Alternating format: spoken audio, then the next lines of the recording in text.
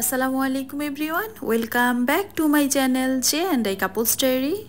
কেমন আছেন সবাই? আশা করি আল্লাহর অশেষ রহমতে আপনারা সবাই অনেক বেশি ভালো আছেন। আলহামদুলিল্লাহ, আমরাও ভালো আছি। ভিডিওর শুরুতে আপনারা দেখতেই পাচ্ছেন এখানে আমি বাজার গুছিয়ে নিচ্ছি। তো আমার হাজব্যান্ড হচ্ছে রাতের বেলা বাজার নিয়ে এসেছে, মাছ আর সবজির বাজার, তো সেগুলো আমি গুছিয়ে নিচ্ছি। এখানে কিছু আম আর আনার আনা হয়েছে আর কিছু সবজি আর মাছটা একটু আমি এগুলা গুছিয়ে তারপর আমি মাছটা গুছিয়ে নেব। আজকে আমি আপনাদের সাথে শেয়ার করব যে আমি কিভাবে আমার সবজির বাজারটা গুছিয়ে রাখি, তো সেটাই আজকে শেয়ার করছি আপনাদের সাথে। আর রাতের বেলা বাজারটা আমার কাছে খুবই বিরক্তকর লাগে, বিশেষ করে মাছ বাজারটা আমার কাছে এই রাত্রেবেলা মাছ ধরতে একদমই ভালো লাগে না, একটা আষ্টে গন্ধ থাকে মাছের। তো যাই হোক, যেহেতু নিয়ে এসেছে তো কাজ তো করতেই হবে। তো দেখতে পাচ্ছেন আমি হচ্ছে ফ্রুটসগুলো একটা ঝুড়িতে নিয়ে নিলাম, তো সেটা রেখে দিলাম। আর এখন সবজিগুলো আমি গুছিয়ে নিব। তো এখানে আমি এই যে ফ্রিজের এই বক্সটাতে আমি সবজিগুলো রেখে থাকি।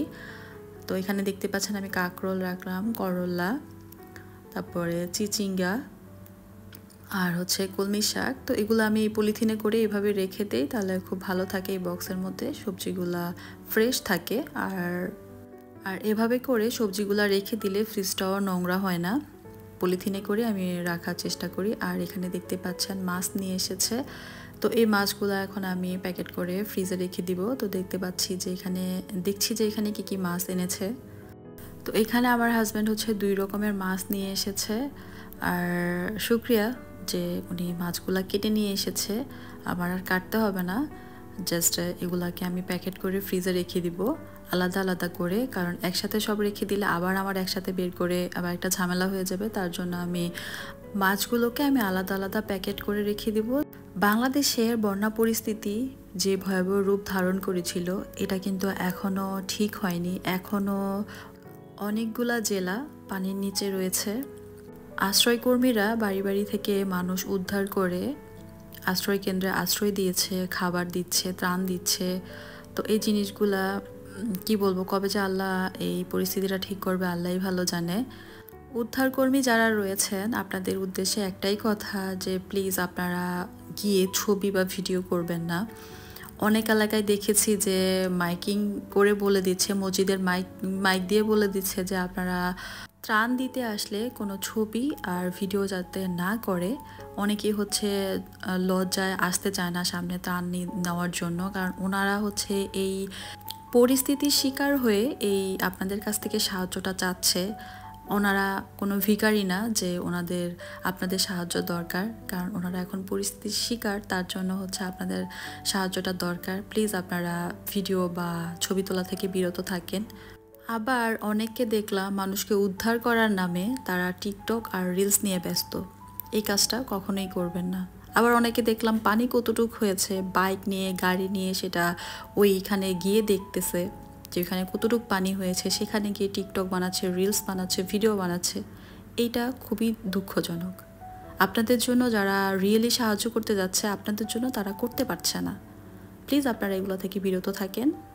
তো ভিডিও সম্পর্কে কিছু বলি যে আমি এখানে রাতের বেলা তো সবগুলা মাছ সবজি বাজার গুছিয়ে নিয়েছি, এটা দুপুর থেকে আবার ভিডিও শুরু করেছি। আমি ভাতটা রান্না করে ফেলেছি, এখন আমি তরকারিটা রান্না করব। আজকে আমি কাঁচা কলা দিয়ে ইলিশ মাছ রান্না করব। তো এই রেসিপিটা আমার খুবই ভালো লাগে। তো তার জন্য আমি এখানে আগে মশলাটা কষিয়ে নিব। তো মশলাতে যা যা দেওয়া দরকার আমি সবই দিব, আর সামান্য একটু সরিষা বাটাও দিব। আমরা যারা প্রবাসে থাকি আমরা কতটা অসহায়, আমাদের কষ্টটা আরেকটা প্রবাসী ভাই বুঝতে পারবে, ভাই বা বোনরাই বুঝতে পারবে। একজন প্রবাসী হচ্ছে আরেকজন প্রবাসীর কষ্টটা বুঝতে পারে। আমি যেটা মনে করি আসলে সেটাই বললাম। আমি কিছুদিন আগে একটা ভিডিও দেখেছি, আমাদের এক ওমান প্রবাসী ভাই ওনার মার জন্য কান্না করছে। আসলে ওনার বাড়ি হচ্ছে ফেনীতে, ফেনীর ছাগলনাইয়াতে।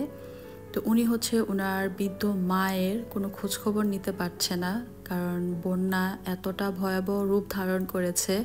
তো উনি হচ্ছে খুব টেনশনে ছিল যে ওনার মাকে উনি ফোন দিয়ে পাচ্ছে না, আশেপাশে কাউকে ফোন দিয়ে পাচ্ছিল না।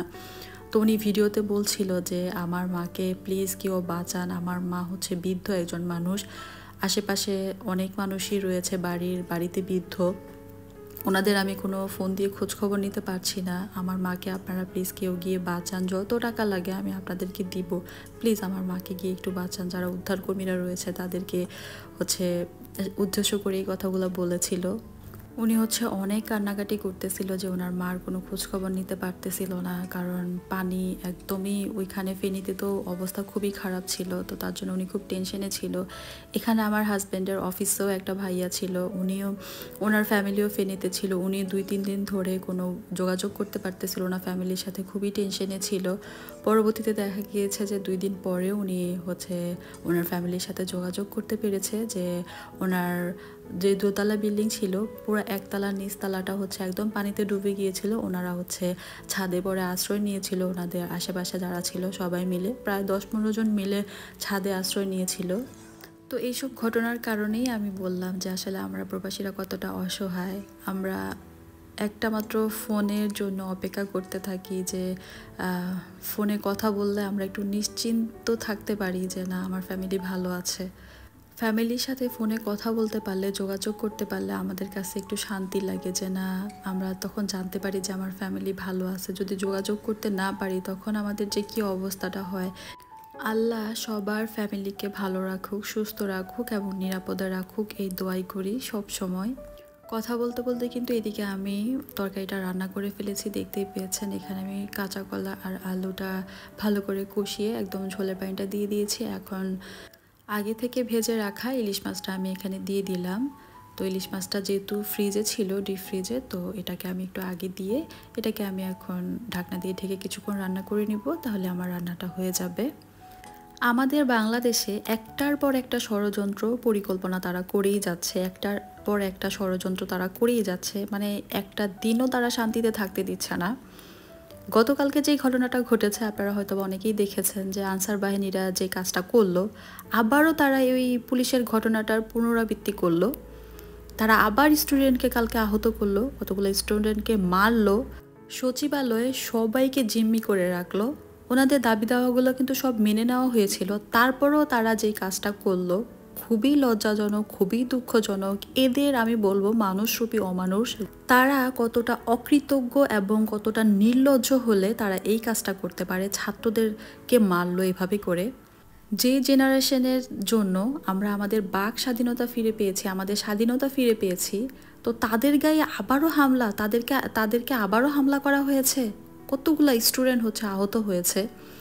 বাংলাদেশের অবস্থা এখন খুবই খারাপ। তারা সেইটা চিন্তা না করে তারা তাদের চিন্তা করতেছে, তারা আন্দোলন করতেছে, তাদের দাবি দাওয়াগুলো মানার জন্য আন্দোলন করছে। ঠিক আছে, তারা তাদের দাবি দাওয়াগুলো কিন্তু সচিবালয় থেকে যারা ছিল উপদেষ্টারা তারা মেনে নিয়েছিল, তারপরও তারা এই ঘটনাটা ঘটালো। আমি চিন্তা করছি যে এরা এতদিন কোথায় ছিল, এদের দাবি দাওয়াগুলো কোথায় ছিল? যখন শেখ হাসিনা ছিল তখন তাদের দাবি দাওয়াগুলো নিয়ে আসলো না কেন? এখন কেন একটা উপদেষ্টা এসেছে, তাদেরকে একটু সময় দিতে হবে, তাদেরকে বুঝতে দিতে হবে। আর যেটা তারা চাচ্ছে সেটার জন্য সময় লাগবে, তারা সেই সময়টুকু দিতে চাচ্ছে না। তারা যেই কাজটা করলো সেটা খুবই দুঃখজনক। এই কাজটা কখনই হওয়া উচিত ছিল না। এদেরকে আমি মনে করি যে এদেরকে একদম দৃষ্টান্তমূলক শাস্তি দেওয়া উচিত। পরবর্তীতে আর কেউ যেন এরকম কোনো ঘটনার পুনরাবৃত্তি না করতে পারে, কোনো সাহস দেখাতে না পারে। তো যাই হোক, আমি অনেকগুলো কথাই বলে ফেলেছি। আসলে কালকে এই ঘটনাটা দেখার পর আমার মেজাজ মন দুইটাই অনেক খারাপ ছিল, তো তার জন্য আমি অনেক কিছুই বলে ফেলেছি।